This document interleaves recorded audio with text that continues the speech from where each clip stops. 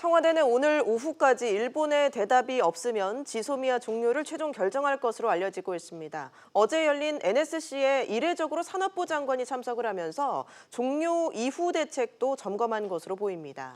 오늘은 지소미아 종료 D-Day를 맞아 종료의 가능성 그리고 한미와 한미일 공조 차질 우려 후폭풍까지 짚어보도록 하겠습니다.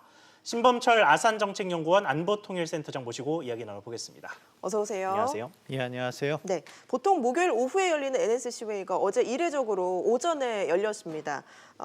아무래도 이제 종료를 한다는 최종 입장에는 변함이 없어 보이죠. 예, 다양한 외교적 노력을 계속 해나가겠다는 이야기는 했지만 기본적으로 입장이 바뀌지 않았습니다. 결국 우리 정부는 일본이 백색 국가 지정 제외를 철회해야지, 한국에 대한 부당한 경제 제재를 철회해야지 지소미아 종료에 관한 입장을 바꾸겠다. 그 스탠스를 유지해 왔는데 어제도 같은 결론이 나왔기 때문에 오늘 중으로 일본의 입장 변화 표명이 없다면은 우리 정부는 지소미아 종료 결정을 철회하지 않을 전망으로 봅니다.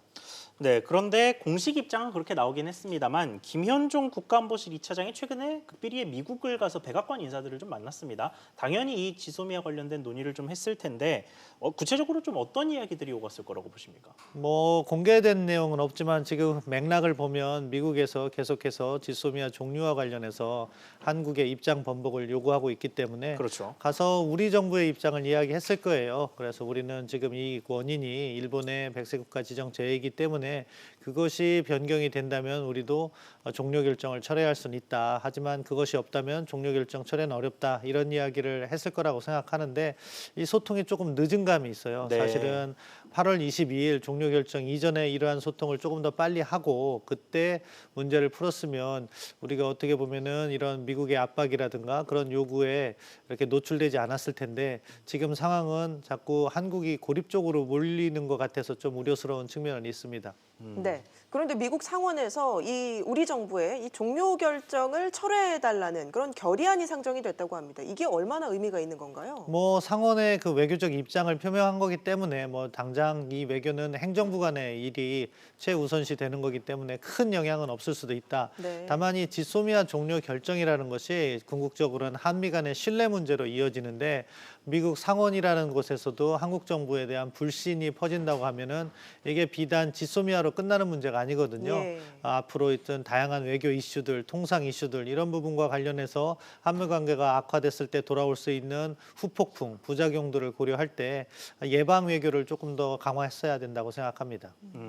네, 그리고 의회만 움직인 게 아니었고 좀 더 시계를 앞으로 돌리면 이제 미국의 고위 당국자들이 잇따라 우리나라를 찾아가서 지소미아 그 유지를 압박을 하지 않았습니까? 그래서 여기서 좀 근본적인 의문이 드는 게 미국은 왜 이렇게 지소미아 유지에 집착을 하고 있는 겁니까? 군사적 필요성과 미국의 지역 전략 차원에서 지소미아가 필요한 거죠. 그러니까 지소미아라는 것은 결국 한일 간의 정보 교환 협정이지만 군사정보 교환 협정이지만 예. 보호 협정이죠. 그런데 그 실체는 한미일 안보 협력을 가능하게 해주는 제도적 보장이라는 데 의미가 있어요. 한미 간에 미일 간에는 이러한 정보 보호 협정이 체결되어서 군사 비밀이 자유롭게 갔다 와 이렇게 오갈 수 있는데 한일 간에 그것이 안 되어 있기 때문에 한미일 간의 실시간 정보 이런 교류가 어려워지는 거죠. 그렇기 때문에 미국이 그것을 요구했고 한국과 일본이 체결하게 됐는데 이것을 체결함으로써 어떠한 북한의 군사적 위협이라든가 중국의 위협이 있을 때 한미일이 실시간으로 정보를 공유할 수 있는 것이고 한반도를 놓고 보면은 북한의 미사일 위협이라든가 재래식 위협과 관련해서 한미일이 자신들이 가진 정찰 자산을 통해서 획득한 정보를 실시간으로 공유할 수 있는 거죠. 그것은 바로 주한미군의 안전 문제와 직결되는 거죠. 그렇기 때문에 상원에서 그 지점을 지적한 거고요.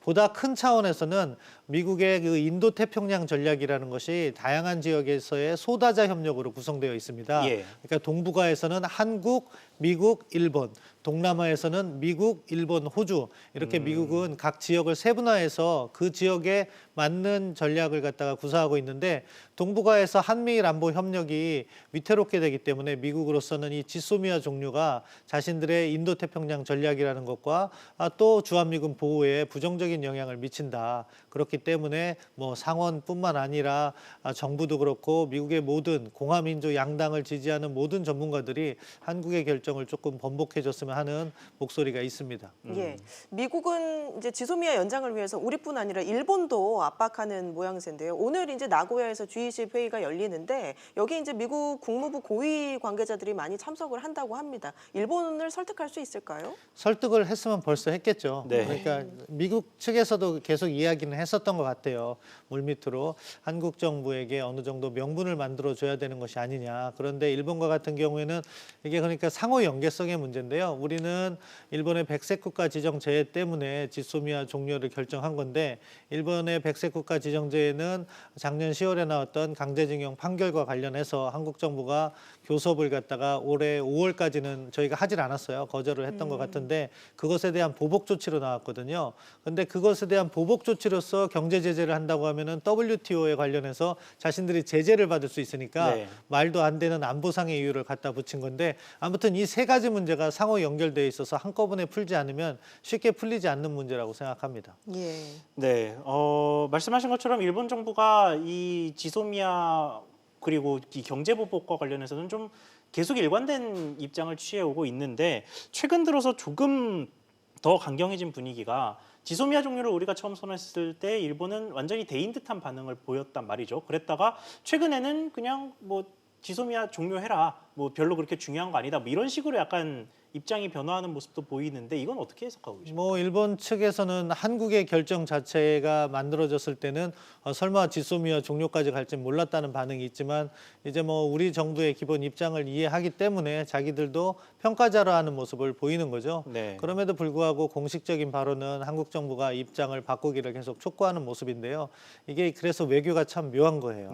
어떠한 행동을 할 때 부정적인 행동을 취하면은 그 부정적인 행동에 따른 부작용이 자국에게 돌아오거든요. 그래서 그러한 부정적인 행동은 상대국이 하도록 만드는 것이 외교적 지혜인데 우리와 같은 경우에는 우리가 지소미아 종료를 하기 때문에 미국이 한국에 대해서 압박을 하는 그런 상황을 만든 거죠. 사실은 제 개인적인 의견으로서는 지소미아 종료를 하지 않고 뭐 이걸 갖다가 지소미아는 유지하되 일본이 백색 국가 지정 제의를 철회하지 않으면 실질적인 정보 교류를 하지 않겠다. 이런 식으로 하면 미국이 일본을 압박하게 되는 그런 구도를 만들 수 있었는데 우리가 그 틀을 먼저 깨버리니까 마치 일본이 잘못했는데 한국이 책임을 져야 하는 그러한 상황을 만든 조금 외교적으로 아쉬운 부분이 있습니다. 예. 오늘 중에 뭐 극적인 타결이 이루어지지 않는 한 오늘 밤 12시에 이제 지소미아가 종료가 되는데요. 그럼 뭐 종료가 될 경우에 미국발 뭐 후폭풍이 불어닥칠까요? 한미 관계 어떻게 전망하십니까? 뭐 한미 관계의 신뢰가 조금 훼손되겠죠. 예. 그런 것들이 뭐 지금 당장 후폭풍으로 오진 않을 거라고 생각해요. 왜냐하면 이 경제와 안보 이슈는 약간 성격이 달라요. 경제는 그때그때 상황이 받으면서 주식으로 치면 뭐 5%가 빠졌다, 10%가 빠졌다, 또 5%가 올라갔다 이런 상황 변화를 볼 수 있는데 안보와 같은 경우에는 이 신뢰가 금이 가서 여러 개가 합산돼 갖고 어느 임계점에 도달하면은 100이 제로가 되는 게 안보입니다. 그렇기 때문에 상황을 갖다가 예측 가능하기가 매우 어려운 것이 안보고 그래서 항상 조심스럽게 다뤄야 되는 게 안보 부분인데 미국의 후폭풍이 당장 크게 오진 않을 것 같아요. 왜냐하면 미국도 동맹을 잘 관리해야 되는 외교적 의무가 자신들에 있거든요. 그런데 이 지소미아 종료로 훼손된 신뢰가 뭐 방위비 분담이라든가 또는 북한 문제라든가 또는 다른 문제들과 엮여서 한꺼번에 폭발하게 되면은 그러면 이제 한미 동맹에 금이 가게 되고 그런 뭐 우리의 대북 억제력이 훼손되고 그럼 상대편 북한과 같은 경우에는 그런 약점을 계속해서 파고들게 되거든요. 이제 그런 점을 예방해 나가야 된다. 그 문제를 인식한다면 다음에 있어서 우리 정부의 행보가 조금 더 변화는 줘야 된다고 생각합니다. 예. 네, 그래도 끝날 때까지는 끝난 게 아니다라고 하죠. 아직은 그래도 하루의 시간이 남아 있습니다. 그리고 뭐 NSC에서도 뭐 협의를 계속하겠다라고 밝힌 만큼 어쨌든 대화가 오가기는 할 것으로 보이는데 이 막바지 외교전이 어떤 방향으로 이루어질 거라고 예상하십니까? 뭐 공식적으로 뭐 우리 NSC 결과나 일본의 강요회의 결과가 어제 나왔기 때문에 공식적인 움직임은 적을 거예요. 하지만 물밑으로는 계속 움직인다. 이 외교 행위는 대부분 비공개입니다. 바깥으로 장관이 한마디 나올 때 그 물밑에서는 양측 대사관과 외교부에 수십 차례의 접촉이 있을 수도 있는 거거든요. 네. 아마 지금도 협상은 하고 있을 거라고 생각하고 따라서 극적인 반전 가능성은 존재한다. 그리고 최후의 순간에 트럼프 대통령이 오늘 밤이라도 문재인 대통령께 전화를 할 수 있는 그런 기회도 있다고 보는데 예. 다만 그 정부 정책의 방향이 아직은 그러한 기대를 높게 평가하긴 이르다. 그래서 지소미아는 지금과 같은 상태라면 오늘 밤 12시에 종료될 가능성이 높다고 생각합니다. 알겠습니다. 오늘 말씀 여기까지 듣겠습니다. 신범철 아산정책연구원 안보통일센터장과 함께했습니다. 고맙습니다.